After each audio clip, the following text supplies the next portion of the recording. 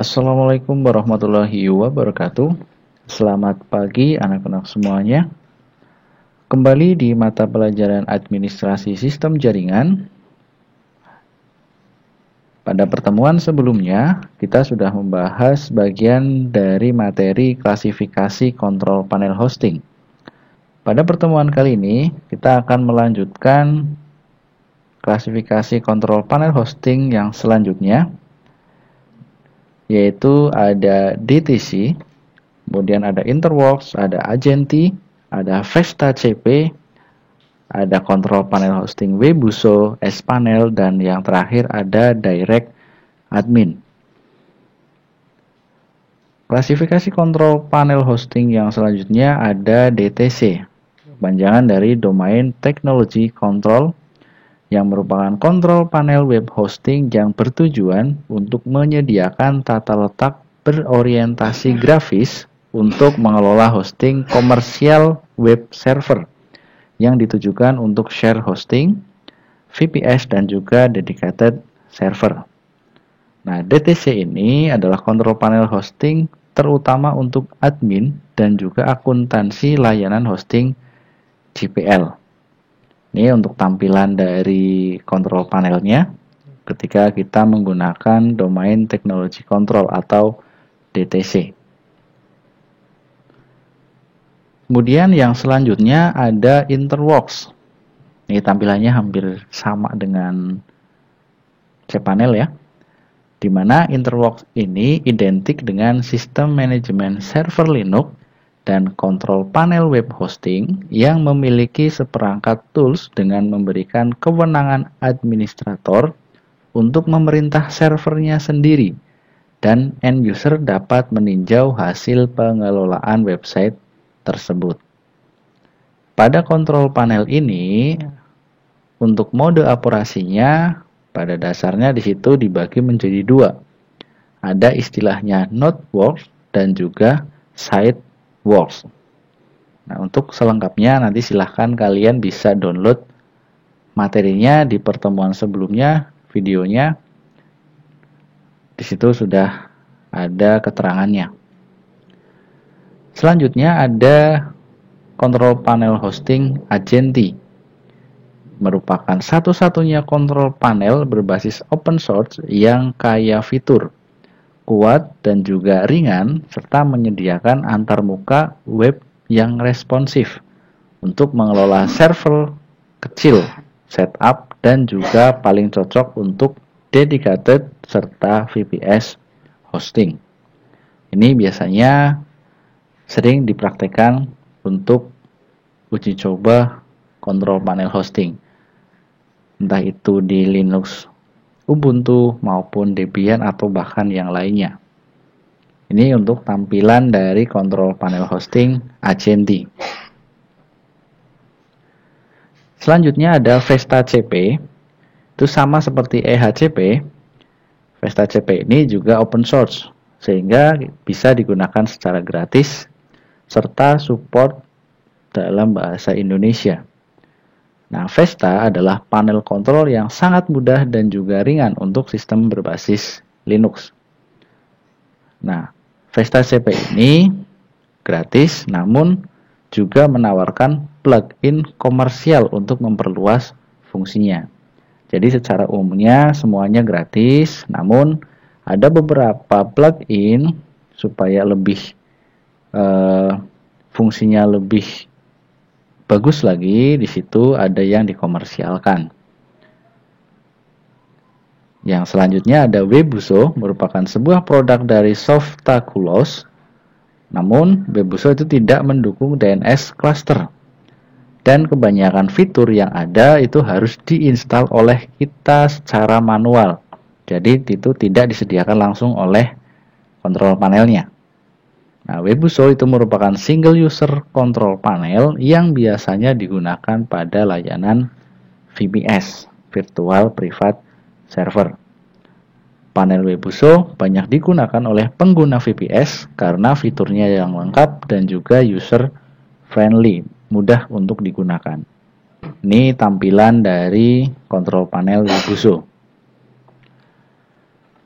Selanjutnya ada sPanel yang merupakan kontrol panel hosting berbasis Unix atau Linux, di mana saat ini berbasis Linux Debian yang dikembangkan sendiri oleh salah satu perusahaan web hosting terbesar di Indonesia. Nah, penggunaan sPanel lebih mengarah command line atau berbasis teks daripada GUI. Oleh karenanya, bagi pengguna yang mungkin tidak terlalu familiar dengan perintah Linux atau Unix, itu akan sedikit kesulitan dalam menggunakan sPanel. Kenapa? Karena di situ untuk perintah-perintahnya diketik menggunakan command line atau berbasis teks. Dan yang terakhir ada Direct Admin. Direct Admin ini itu adalah perangkat lunak kontrol panel web hosting, hampir mirip dengan cPanel, yang dapat mengelola situs web dalam jumlah tak terbatas dengan biaya yang cukup rendah. Nah, kita juga dapat mempelajari tentang Direct Admin ini di situs Direct Adminnya dengan menggunakan akun demo, di mana kita dapat menjelajahi fitur-fiturnya, menguji coba, bisa tahu nanti manfaat, keunggulan maupun kekurangannya. Sebelum kita bisa menyewa kontrol panel hosting ini, kita bisa uji coba pakai akun demo yang sudah disediakan oleh situs Direct Admin. Nah, itu klasifikasi kontrol panel hosting yang populer digunakan di kalangan user yang ada di dunia.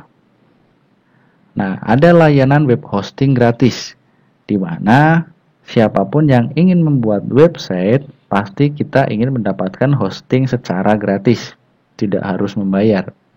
Bahkan jika kita tahu website kita nantinya menguntungkan atau tidak, pasti kita butuh yang namanya hosting, di mana hosting itu ketika awal pasti nyari yang gratis.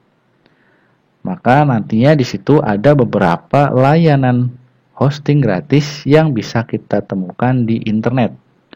Salah satunya ada 000 Webhost, kemudian ada Wix, ada Infinity Free, ada AwardSpace, FreeHostia, freehosting.com, freehosting.io, dan juga Dreamnix.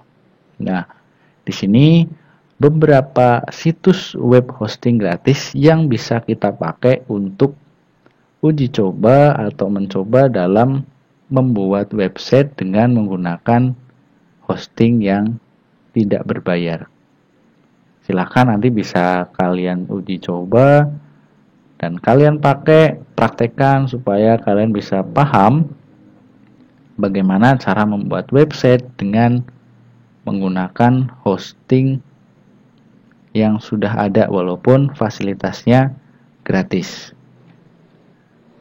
Oke, untuk materi selanjutnya pada pertemuan kali ini kita akan membahas perbedaan web hosting server, di mana yang nantinya kita bahas ada 3 server, yaitu server hosting Indonesia, server hosting Singapura, dan juga server hosting USA atau Amerika Serikat.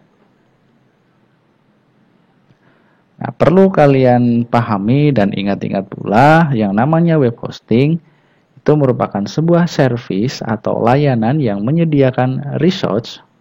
Di sini resource adalah sumber daya ya, dari server untuk disewakan ke semua orang yang membutuhkannya untuk menempatkan file atau informasi di jaringan internet.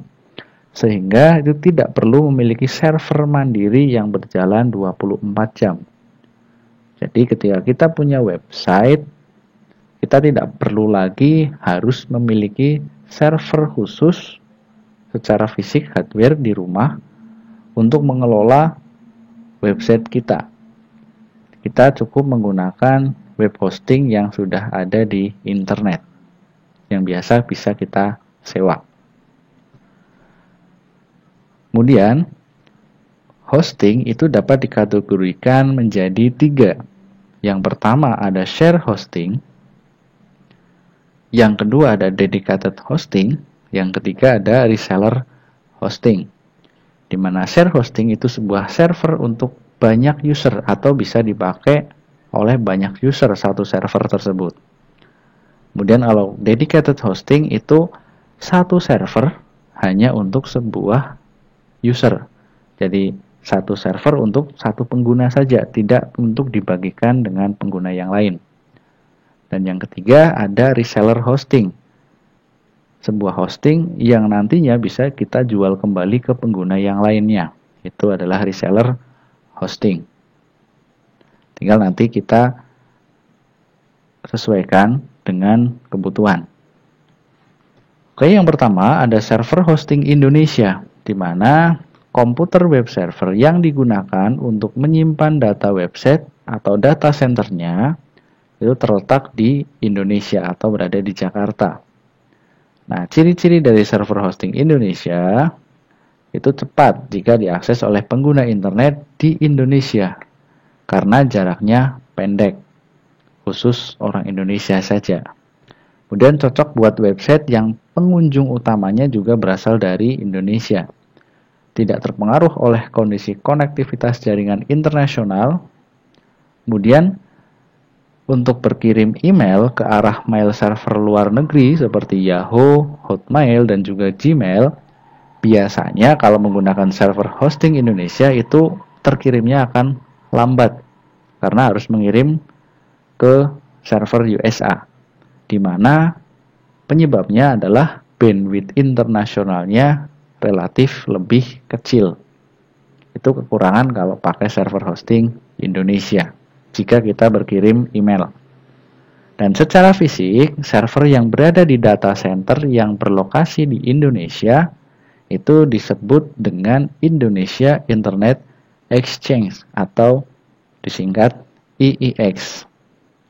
Itu untuk server hosting Indonesia, khusus untuk pengunjung yang berada di Indonesia. Tadi ya, ciri-cirinya sudah saya sebutkan di atas. Kemudian server hosting Singapura, di mana di situ data centernya terletak di negara Singapura. Dengan ciri-ciri cepat jika diakses oleh pengguna internet di Indonesia dan juga Asia Pasifik, karena routingnya pendek. Kemudian cocok buat website pengunjung utama berasal dari Indonesia dan juga Asia Pasifik. Kemudian terpengaruh juga oleh kondisi konektivitas jaringan internasional dari ISP Indonesia yang digunakan oleh pelanggan. Nah, untuk berkirim email, di mana di situ email yang dituju adalah Yahoo, Hotmail, ataupun Gmail, itu terkirimnya relatif lebih cepat daripada kita menggunakan server hosting Indonesia. Kemudian untuk kecepatan akses di Indonesia dan Asia Pasifik itu juga relatif cepat ketika kita menggunakan server hosting Singapura.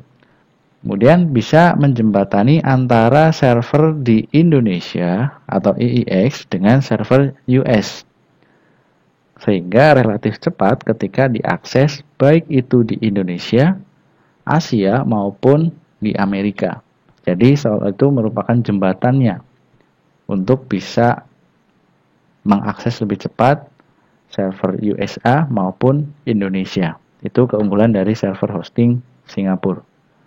Dan yang terakhir ada server hosting USA, di mana web server atau komputer web servernya itu data centernya terletak di USA atau Amerika, di mana di situ servernya cepat diakses dari seluruh dunia karena pusat server internet dunia berada di USA juga.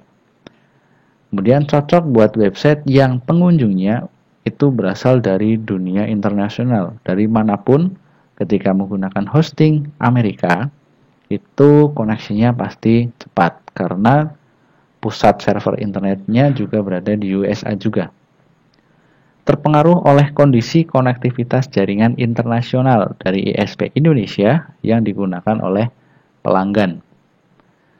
Kemudian, pengirim dan penerima email itu relatif lebih cepat atau bisa dikatakan real time. Ketika kita ngirim, langsung penerimanya akan bisa mendapatkan notifikasi email tersebut. Karena apa? Routing ke email server relatif lebih pendek. Misalkan dari Gmail ke Gmail atau Gmail ke Yahoo atau ke Hotmail, kemudian pengguna server berbasis di USA lainnya, itu otomatis lebih cepat. Karena ya sumber pusat data internetnya yang berada di dunia internasional itu terpusat di USA. Itu keunggulan dari server hosting USA. Kita bisa simpulkan perbedaan dari server hosting Indonesia, Singapura maupun USA. Jika kita hanya membuat website untuk khusus pengunjung Indonesia, kita gunakan server hosting Indonesia saja, karena nantinya akan relatif lebih cepat untuk koneksinya maupun bandwidthnya.